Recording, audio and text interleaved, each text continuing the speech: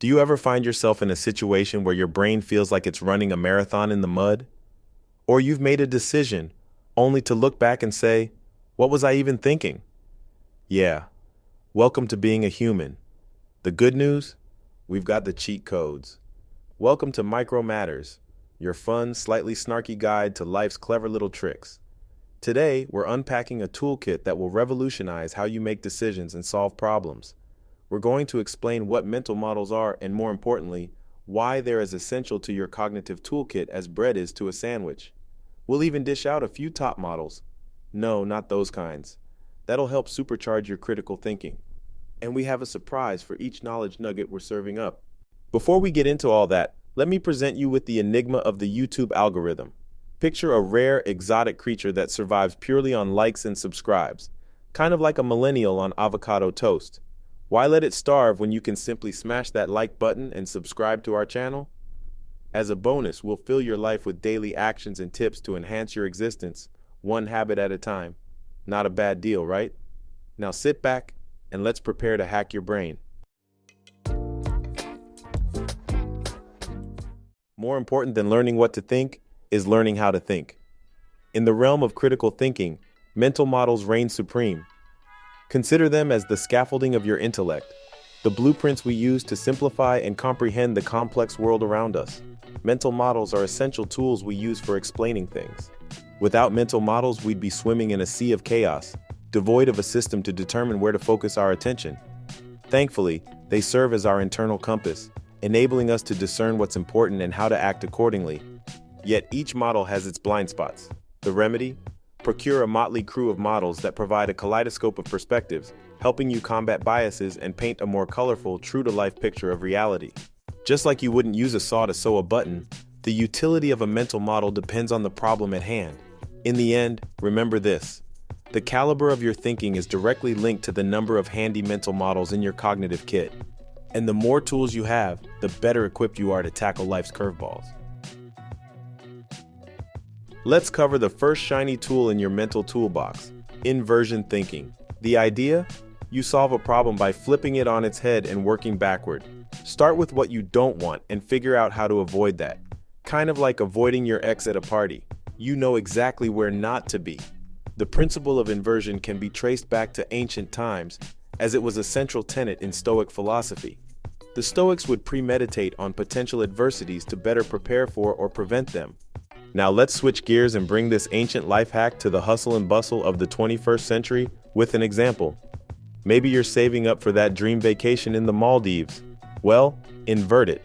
What would make you completely broke and unable to take that dream vacation? Expensive coffee every day, retail therapy every weekend, ordering nightly takeaway? Congratulations, you've just identified your financial leaks. Time to brew your own coffee, embrace window shopping, and cook more at home, putting all that money toward your vacation fund.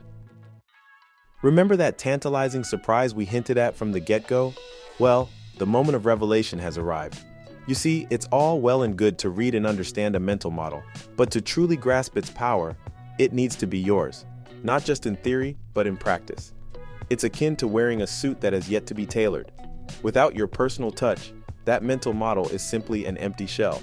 Fortunately, with each model we discuss, we will present a rough sketch you can fill in with the colors of your experience. You're welcome to finesse it, turn it on its head, or even toss it out and start from scratch. The key is to ensure you're applying it to your life. Otherwise, the benefits of these thinking frameworks will remain largely untapped. The world is your runway, so why not confidently strut your personalized mental models? For inversion thinking, picture this. You wake up, maybe after hitting the snooze button once, or 5 times, who's counting? And as you're grappling with the cruel reality of morning over your home-brewed coffee, use the time to pick one decision for the day to run through the inversion thinking mill. Instead of simply plotting the path to glory, identify what to avoid, not just what to achieve. It's a small mental flip, but it can help approach a problem from a new perspective. Next up on the mental model catwalk is the map is not the territory. This model is an eloquent reminder that our perception of reality is just that, a perception, a map. The actual reality, that's the territory. The model encourages us to remember our understanding of reality. Our maps may not capture the complexity of the actual landscape. In a bizarre twist, some people have even applied this model to debates about simulation theory. For those who don't know, simulation theory is the idea that we're all just characters in an advanced civilization's video game, like living in an elaborate version of The Sims. If we were living in a simulation, the map would be the simulation, and the territory would be whatever reality exists outside it. Mind-bending stuff, huh? Anyway, here's a more relatable example in action. Say you're scrolling through Instagram and your feed is flooded with picture-perfect moments of people's lives. Sounds familiar, right? It's easy to map out their day-to-day as 24/7 parties, perfect relationships, and permanent beach vacations. But remember, that's just the map, folks. The territory includes breakups, drama, and probably even boredom. The things people tend to not post. One simple way to apply this model to your life is to put your skeptical goggles on whenever you consume information. Remember, what you're looking at is just one map. Always ask, what's the territory really like? And do more research so you're not blindly following a single route or perspective. Having explored the reality of our mental maps, it's time to start climbing. Where to, you ask? Up the ladder of inference. The ladder of inference is a mental model that helps us understand our thinking process. We begin with raw data at the bottom of the ladder, then move up to interpret that data. But as we climb, we inadvertently filter information, add meanings, draw inferences, and make assumptions. Problem is that sometimes we're so high up the ladder we can't see the ground anymore. By understanding this process, we can challenge our own thoughts and beliefs. As a Harvard Business School professor, Chris Argyris uncovered this hidden treasure in our mental processes in 1970. He realized that our actions are not just impulsive, but based on a cognitive function that often happens so quickly that we're unaware of it. The ladder of inference was his way of making this process visible, like slowing down a high-speed film to catch the frames you'd otherwise miss. Now it's used everywhere, from classrooms to corporate boardrooms to therapy sessions. Let's look at a classic relationship scenario. Your partner hasn't texted back in a while. Instead of staying grounded, you've strapped on your climbing gear and are already scaling that inference ladder. They're ignoring me. They're upset with me. They're planning to break up with me. I'll die alone surrounded by cats. Yeah, let's not turn a delayed text into a feline-filled future. Chill. The bottom of the ladder, you? Simple. She hasn't replied to my text. Our fresh how-to for this mental model goes like this. Every time you find yourself spiraling into assumptions, acknowledge it. Then, take one of those assumptions you made and backtrack down the ladder, from actions, beliefs, and conclusions to raw data. Bonus tip: get a second opinion. Share your ladder journey with a trusted friend, as they might spot the faulty rungs that you've missed in your haste to the top. The map is not the territory, and the ladder of inference both encourage us to be aware of the gap between our perception and reality, but they differ in their approach to bridging that gap. The map is not a territory reminds us to stay open-minded about our understanding of the world because of our subjective perception, while the ladder of inference provides a way for us to check our thought processes and avoid jumping to conclusions. It's not just about our blind spots, though. It's also about what we know. Enter your circle of competence. This mental model encourages us to focus on areas where we have the deepest understanding. It's the sphere of knowledge and skills you've amassed over time, the stuff you know inside out. Here's the catch, though. It's not the size of the circle that matters, but knowing where its boundaries are. Over time, work to expand that circle, but never fool yourself about your limits today, and never be afraid to say, I don't know. This idea comes from the Oracle of Omaha himself, Warren Buffett. His investment strategy? Stay in your lane being what you really understand. For example, let's say you're a whiz at video games. You can navigate through virtual landscapes blindfolded and slay mythical beasts in your sleep. So when investing in stocks, you'd likely be better off putting your money in gaming companies rather than pharmaceuticals. Your circle of competence lies in understanding trends in the gaming industry. For all you know, the pharmaceutical industry might as well be brewing potions. One easy way to incorporate this model into your life is to jot down areas in which you feel confident. Then, pick a topic inside your circle and dive deeper into it. Read, learn, practice, rinse, and repeat. Over time, you will slowly expand the perimeter of your knowledge, so make sure to update and revisit this list regularly.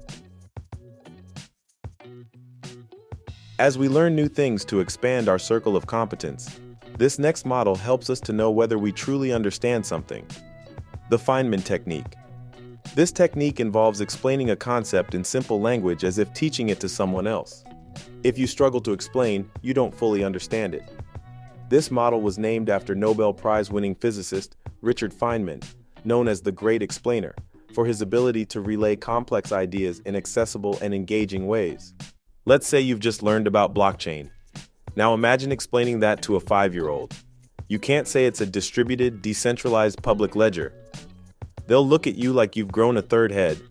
But if you say it's like a magic notebook that many people have, where everyone writes down who owns what, and the magic is that everyone's notebook always matches, boom, that's the Feynman technique in action. Our take on using this in life is to keep it cute and keep it simple. Really. Take something new you've learned and explain it so that a kindergartner would understand, to a friend, a pet, or even a plant. If you stumble in your explanation, go back, relearn, and keep it moving. The beauty of this model is in its simplicity. However, the world can be more complex, and our next mental model, systems thinking, reminds us of that. Systems thinking helps us see the world as interconnected, not just isolated elements. Imagine this. You're hitting the gym 5 times a week, yet your strength isn't improving as you'd hoped. Using systems thinking, you'd see fitness as a system, a mix of a workout routine, nutrition, sleep, stress management, and hydration.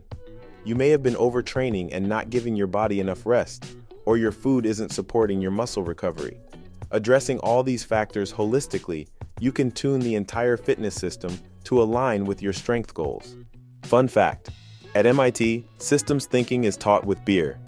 This exercise has students grapple with the manufacturing, distribution, and retail of beer to teach them about supply chains and system dynamics.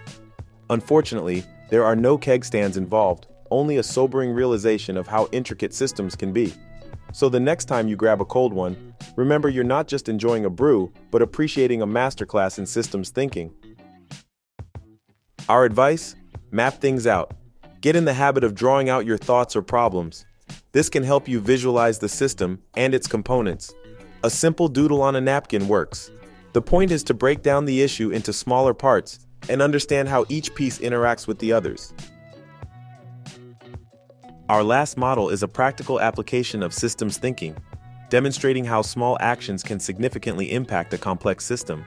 Ladies and gentlemen, the butterfly effect, the diva of chaos theory. Much like the Kardashians, seemingly insignificant but have an inexplicable habit of causing massive worldwide events. This theory says that small changes can have enormous consequences, like when you say, "we need to talk," to your partner. This concept was first introduced by Edward Lorenz, a meteorologist, during the 1960s. But get this, he didn't actually say anything about butterflies. The name comes from a later speech he gave, using a butterfly's wings as a metaphor for small causes leading to big effects. Let's say you've got a huge meeting coming up. You decide to wake up early to prep, but your alarm chooses to retire, and you wake up late. Because of this, you skip breakfast to try and make up for the loss in time, but you miss your usual train by a minute, and the next one is delayed because of some signal failure. When you finally reach work, you're starving and stressed. Your presentation doesn't go as planned, and it's a whole thing, all because of a faulty alarm clock. Your task amidst all this chaos? Hit that little like button and click subscribe. You might think you're just giving a digital high five to our channel, but oh no, you're triggering a butterfly effect of your own. Each like sends a ripple across the YouTube algorithm ocean, helping our content reach more people, fostering a larger community of fellow learners.